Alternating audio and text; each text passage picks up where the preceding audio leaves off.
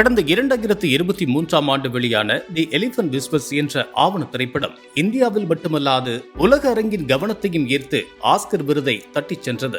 யானை பாகன்களான பொம்மன் பெள்ளி தம்பதியினருக்கும் யானைகளுக்கும் இருந்த உறவை, அந்த அழகியலை காட்சிப்படுத்தி நம் தமிழ்நாட்டிற்கு பெருமை சேர்த்தது இந்த ஆவணப்படம். இந்த படத்திலிருந்து வெளியான சில வீடியோ கிளிப்புகள் இணையத்தையும் சமூக வலைதளத்தையும் ஆக்கிரமித்தன.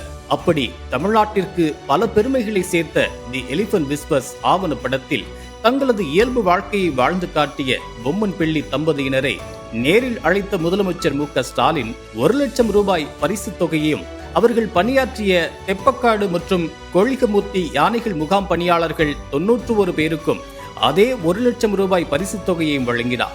அப்போது அப்பணியாளர்கள் தங்களுக்கான சொந்த குடியிருப்புகள் வேண்டி முதலமைச்சரிடம் கோரிக்கை வைத்திருந்தனர். இந்த நிலையில் நீலகிரி மாவட்டத்தில் அரசு முறை பயணமாக சென்ற முதலமைச்சர் மு க ஸ்டாலின் செய்த செயல் பொம்மன் பெள்ளி தம்பதியினருக்கு மட்டுமல்ல, யானை பராமரிப்பாளர்களையும் மகிழ்ச்சியில் ஆழ்த்தியுள்ளது.